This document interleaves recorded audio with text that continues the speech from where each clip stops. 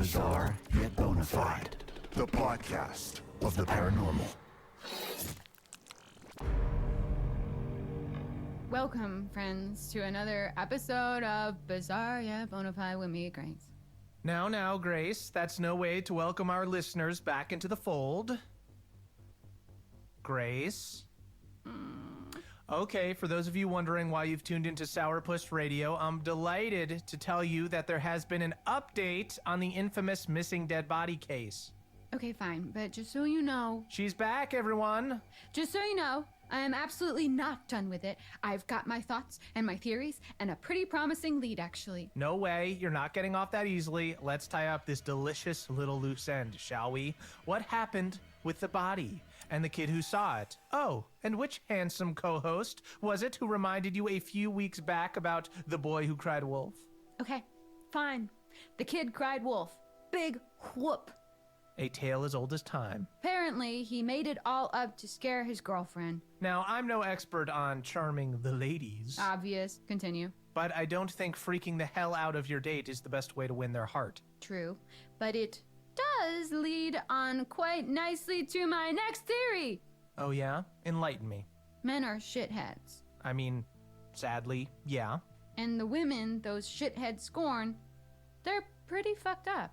Listen up, guys. Quit scorning. Knock it off. Because the truth of the matter, Anton, is that even though there was no body, it doesn't take away the fact that these hikers did go missing. This one here, Anne Radcliffe, she's out there somewhere, alive or dead. I mean, how do we even know they were in those specific woods in the first place? It's such a vast area. It could be totally unrelated to anything. No, Anton. It's ghosts. You really are relentlessly stubborn, aren't you? It's no secret how many people go inexplicably missing in North America, and a great deal of missing persons cases leave behind no trail whatsoever. And what else leaves no trail? Ghosts. Because they float and glide through stuff. Yeah, okay, that makes sense. You're being nice. Why? I'm trying to not be a shithead so you don't come back as a ghost and haunt me. Wait, who the hell says I'm dying before you? I've seen how you live. You had peanut butter pops for lunch. Weren't they discontinued ages ago? I guess you just went ahead and ignored the expiration date? Yeah. But nuts are good for you. And everyone knows stuff in the freezer doesn't go bad. You kept them in the freezer? No, Anton. I found them in the freezer when I moved in. You're disgusting. Anton, if I said to you, famous ghost stories, what would you think of? Copyright infringement lawsuit?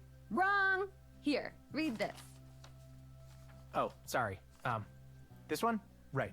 Well, Grace, I'd think of the hitchhiking hag or the white lady, of course. Interesting, Anton. Tell me more. Different variations of these famous ghost stories are told all over the world. Wow. So it sounds to me like there is a specific type of ghost that manifests in different ways to different people. Funnily enough, I've been doing some research on this. Which means you typed it into the internet and are about to quote the first webpage result. Dude, what happened to being nice? I didn't say I would be nice, I just said I wouldn't be a shithead. Well, you're on thin ice, pal. Sorry, continue. So, this research told me that often these stories are about vengeful female spirits called things like the White Lady of something or the Hag of somewhere, all seemingly related to women being scorned, ranging from spousal abuse to vows being broken, their loved ones taken from them, that kind of gnarly stuff. Very gnarly, yeah. One story in particular tells of a man so concerned that his wife might cheat on him while he was at war, he locked her in the basement. Didn't think about the possibility he might croak it, did he? He died on the battlefield, and she wasted away to nothing in the dark. Her ghost still remains, wandering our plane, and it said that when she approaches, her hollow, desperate groans ring in your ears, and you are struck with this sudden pang of intense hunger.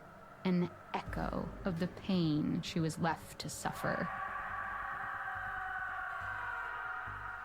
People think the starvation killed her, but no, quite the opposite. She was so hungry, trapped down there, that she resorted to eating her own flesh, ripping skin and sinew from bone, draining blood from vein as she tore herself apart.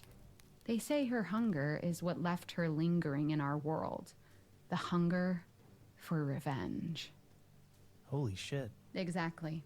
So because of the way she was treated, the White Lady, or the Hag, generally punishes bad behavior like infidelity, abandonment, greed, and murder, and rewards things like faithfulness and commitment to family.